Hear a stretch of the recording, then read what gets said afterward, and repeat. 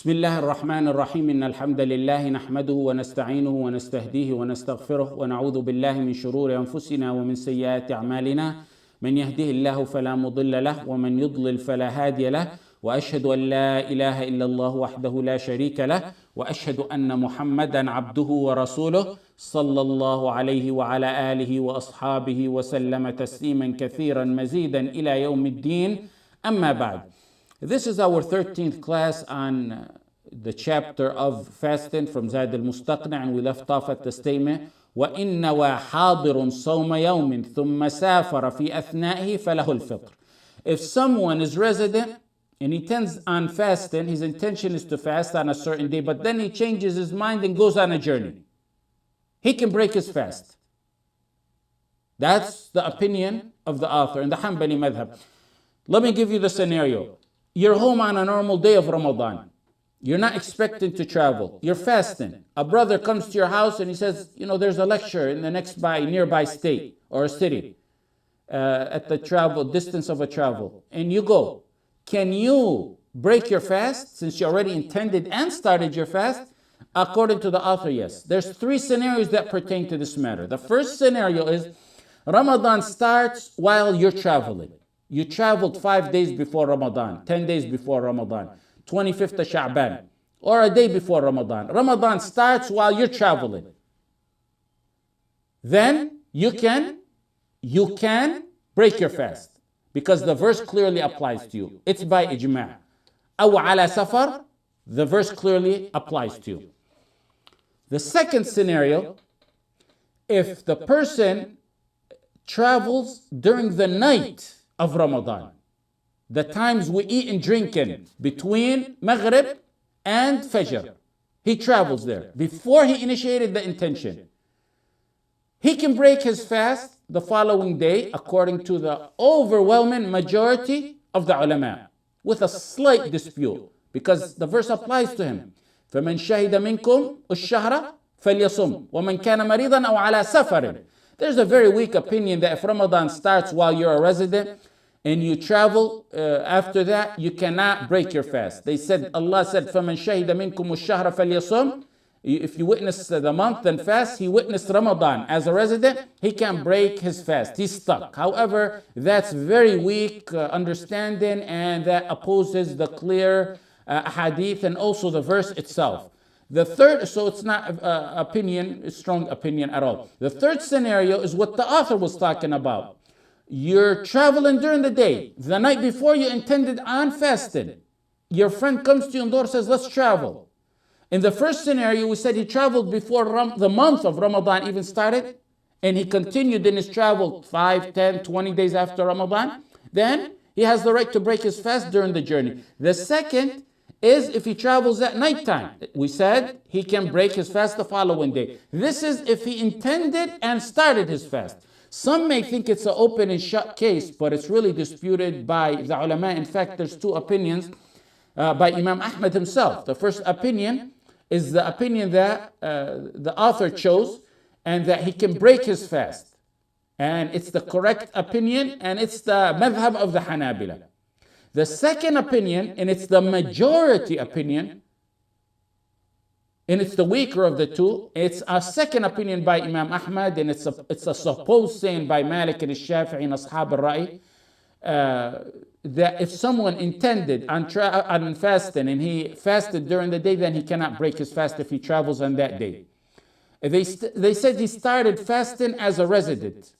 He traveled. So this is the issue that combines between traveling and resident. Therefore, they said we'll give the resident aspect more weight. He must continue traveling because he must continue fasting because he initiated the niyyah. They said this is the salah, like salah. When you travel, you can shorten and combine. Let's assume someone returned home from a journey and he didn't make his isha while traveling. He delayed his isha until he got home. There's a resident aspect to it and a traveler aspect. Had he did it while he was traveling, he makes it only 2. He delayed it until he got home, he makes it 4.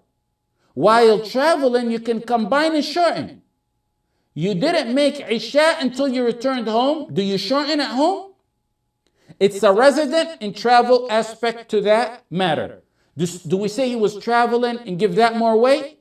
And say his salah time started while he was on a journey, so now that he's home he can shorten? Or do we say now that he's home, he's a resident and he can no longer shorten? Their point of this is that there's a resident aspect and a traveler aspect in this scenario. And we all agree, they say, that when one is in that kind of scenario, he must pray the Isha due to giving more weight to the resident aspect. They say we do the same here. We give the resident status more weight in fasting as well. If he initiated his fast while a resident, then he can break it after he travels. That's their opinion. Ibn Kathir chose the correct opinion, and he mentioned it strongly under the verse, فَمَنْ شَهِدَ مِنْكُمُ الشَّهْرَ فَلْيَصُمْ. Whoever witnesses the month, he must fast. And he summed it up very good. But before we go on, you may have gotten lost as to what the situation is. Someone made niyyah to fast in Ramadan. Then he started fasting. Then decided to travel. The first and correct opinion by Imam Ahmad is that he breaks, in the Hanbali madhab, is that he can break his fast. The second opinion, the majority, say you cannot break your fast. Ibn Kathir now commented on the verse, said the opinion by the majority, which shows you the majority is not always right. He said that's a very odd opinion relayed by Ibn Hazm. Ibn Kathir said the Jumhur claim a group of Sahaba and Tabi'een had adopted this opinion. And he went on to say that there's plenty of doubt in that, in their claim. The correct opinion is what the author chose, that if you made the niyyah to travel, then you decided to travel during the day after you initiated your travel, you can break your fast, and it's backed by proof. Ibn al-Qayyim chose it, and he said it's the madhab of Abu Hanifa and al-Shafi'i, even though there's a dispute on what's the official opinion of Abu Hanifa and al-Shafi'i in this matter. Now, why is it correct? Because Allah said, أَوْ عَلَى سَفَرٍ. That's the first one. On a journey, if you're traveling, whether you initiated your niyyah or started your fast, that doesn't matter. That's not a stipulation in the verse. Allah said, if you're on a journey. Once you're on a journey, you're exempted. Number two, because it was narrated by many Sahaba that they did this. Number three, and most importantly, is the hadith that we took in Bukhari and Muslim. When the Messenger ﷺ went to the conquest of Mecca, he left in Ramadan. And it appears that he planned to fast the entire day from the story. He must have seen it difficult on the Sahaba. After he reached a town outside of Medina, he asked for a cup of water and he elevated it so everybody can see that he had a cup of water in his hand. And then he drank from it. The Sahaba broke their fast, and the ones who didn't were reprimanded strongly by the Messenger ﷺ, and we took that hadith. The Messenger initiated ﷺ the travel, and he of course had the intention and broke it during the journey. So that shows if you fast on a day of Ramadan and you travel, you can break your fast. The response to the group that said there's a resident and a traveler aspect to that, will give the resident more weight to it, so he must continue fasting. The answer to that is that that's beautiful rationale, and it shows you how the ulama think. But when there's proof, we reject rationale. There's no room for ideas and opinions when there's textual proof, and there is. Now another issue. If one is permitted to eat and drink in his travel, as we established during his journey, then can he also have sexual relationship with his wife, or do we say just you can eat and drink during your travel? The answer is, of course, he can have sexual relationship, because once he's permitted to break his fast, the other halal matters are permitted as well. When can one start eating? The overwhelming majority of the ulama say once one passes his towns and neighborhood, he can start eating, because Allah says, أَوْ عَلَى سَفَرٍ, on a journey. So you need to be on the journey, you need to initiate it before you can break your fast. This is the opinion of the great vast majority of the ulama, and it's the correct opinion, and it's what you see in the hadith of the Messenger ﷺ. He didn't break his fast until he left Medina. The second opinion is by Al-Hasan al-Basri and Ata, and they said one can eat in his house before he leaves on a journey if he truly intends on traveling. The intention itself is sufficient. if it's a determined intention to travel. They use the hadith in At-Tirmidhi by Muhammad ibn Ka'ab that he said, I prepared a camel for Anas ibn Malik radiallahu an. I loaded the luggage on it, and then Anas ibn Malik asked for food and he ate. He ate, seems like, before he left. Ibn Abd al-Barr responded to that and he said, that opinion goes against the clear verse, أو على سفر, or on a journey. And he hasn't initiated the journey. The verse implies that you have to be on a journey. Did the verse say in his residence or on a journey? It said on a journey, على سفر. They said this is just like shortening your salah. The same way you can't shorten your salah before you leave your house, you can't break your fast before you leave your house. You need to initiate the journey, you clear away from your city or village, and then you can break your fast and shortening combined. Other ulama responded to Anas ibn Malik's hadith, radiyallahu an, or athar. They said, we don't even have proof that Anas ibn Malik was in his hometown. It might have been that he was visiting, he was in the midst of his journey, and they prepared his camel for him while he was on his journey. The narration doesn't say that he was in his hometown before he left. That might have been just a rest area where he was at. He was possibly in the middle of his journey. So the author is not clear. The author has ta'wil, so we resort to the clear ayah in the overwhelming majority of the ulama, what they said. What supports that is also what's in Sunan Abu Dawood. Ubayd ibn Jubair, rahimahullah, said, I rode on a journey with Abu Bakr al-Ghafari. Abu Bakr al-Ghafari is a Sahabi. He said, we traveled in Egypt, and I brought Abu Bakr some food. Abu Bakr said, can't you see those homes? You disobey the sunnah of the Messenger of Allah. Abu Bakr, a Sahabi, refused to eat until they left the town. And he considered that the sunnah, that you must leave the town. You can't be at an eye distance from where you're resident of. So in summary, if you decide to break your fast on a journey, you need to leave your city, your town, you need to clear away from that neighborhood or town or city. There needs to be an initiation of the journey before you can break your fast, and there's strong textual proof on that. The hadith of the Messenger ﷺ in the conquest of Mecca. The story of Anas is not clear because he may have been on a journey, and if so, even so, there's another Sahabi, Abu Bakr, who contradicted what Anas radiallahu anh supposedly, allegedly did. But even though the story of Anas is not very clear, it has ta'wil to it. And now let's take a pregnant and a nursing woman. Let's quickly go over a pregnant and nursing woman. وَإِنْ أَفْطَرَتْ حَامِلٌ أَوْ مُرْضِعٌ خَوْفًا عَلَى أَنفُسِهِمَا قَضَتَاهُ فَقَطْ. A pregnant or breastfeeding woman who breaks the fast for fear of herself must only make up that day. That's all she needs to do. So we took so far in the past days the ruling for those who are weak and elders.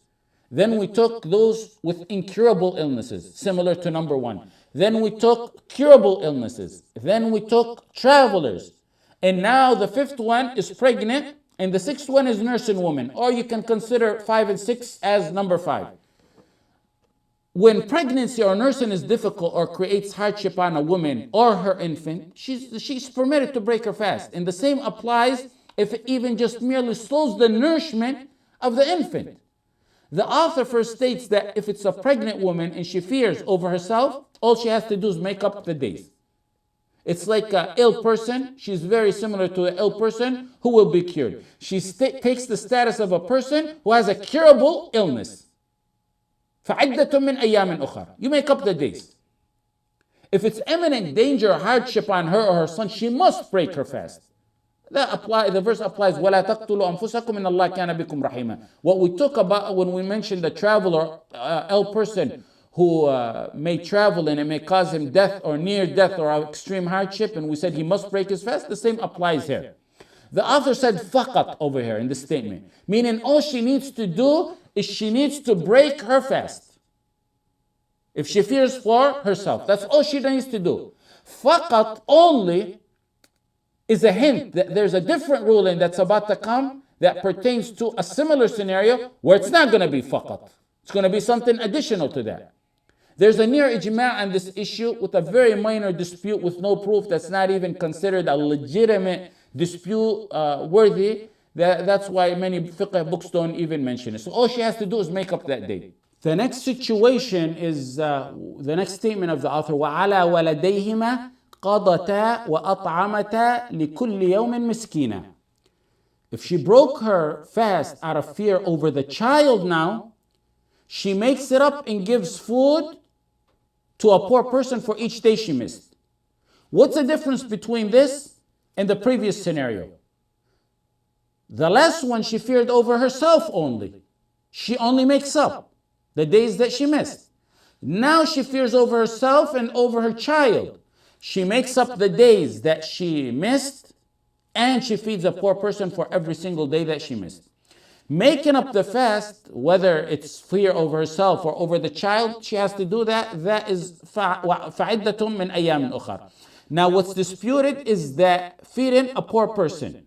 And let's take the scenarios. Let's take it with scenarios, and that way you'll remember it when you're asked about this in the future, inshallah. The first one is, if she breaks her fast, the first scenario, if she breaks her fast over fear over herself, whether it's pregnancy or nursing, she only makes up. No compensation needed. The second one is, if she fears over her baby only, if she fears over her baby only, and it doesn't matter whether she's nursing or pregnant, the ruling is she feeds and she makes up the missed days. We need two proofs for that. We need first a proof for making up the day, and a second for compensating.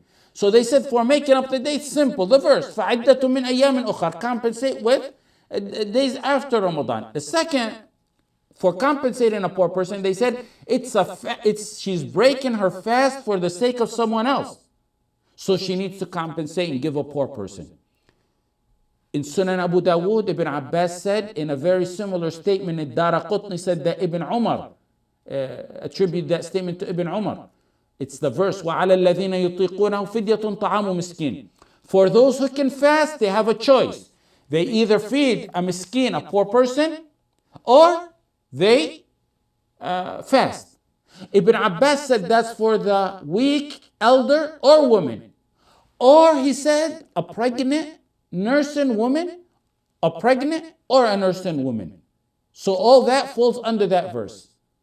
The third scenario, so the first scenario, let's backtrack. If she breaks for fear over herself, whether it's pregnancy or nursing, she only makes up the days. For fear over the baby, she pays a poor person each day and makes up the day. Now if she breaks the fast, the third scenario, for fear over herself and over her baby. This is very wide, greatly disputed and closely disputed as well. The Hanabila and Hanafiya said the first opinion is that it's possibly the one closer to being the correct one. This scenario, she fears over herself and over the baby, will give more weight to her fear over herself. So we'll consider it like the first scenario. Based on that ruling, all she has to do is make up the days, because they gave more weight to her fearing over herself. The second opinion is by Imam Malik and Al-Layth rahimahumullah. They said you don't make up the day, you pay a poor person for each day. إن الله وضع الصيام عن الحبلى والمرضع. They used the hadith in Sunan Ahmad that the Messenger sallallahu alaihi wasallam said Allah lifted the duty of siyam from one nursing and pregnant. They also said, Ibn Abbas, when he mentioned the interpretation of the verse, that a woman who's nursing or a pregnant woman, and she compensates for each day, like he said about the weak elder and the one with terminal illness, he never stated to make up. All he said was compensate. The third opinion on this is, it's a choice. You either feed or you fast. It's whatever you want to do. Out of those three, possibly the more correct opinion would be if a woman fears over herself and over her infant, whether it's nursing or pregnancy, she just makes it up, because in reality she compares to the status of one ill or traveling or one who is on her menstrual cycle or postnatal bleeding. That's why I tend to lean to this opinion. She really compares to that, and her status is very similar to that. She resembles that more than she would weak in an elder or someone with an incurable illness. Now, as to the response to the hadith that they used in Musnad Ahmad, that Allah has lifted the duty of fasting on a pregnant woman or a nursing woman, it doesn't mean lifted the duty forever. It means while they're in that status, just like someone who's a curable illness or traveling. In that status, they don't have to fast, but they have to make it up. That's what the hadith means. This matter is closely disputed because there's no clear proof on this matter. Now, a final note before we end. The author's statement seems to imply that the compensation for the poor is the duty of the mother. Actually, the statement we read is actually clear on that. That's what he seems to indicate. But the correct opinion is the responsibility of paying for the poor when a woman is nursing or pregnant. The responsibility of paying for the poor is the guardian of the baby. And usually, of course, that's the father. We'll conclude with this. We'll have a few minutes of questions.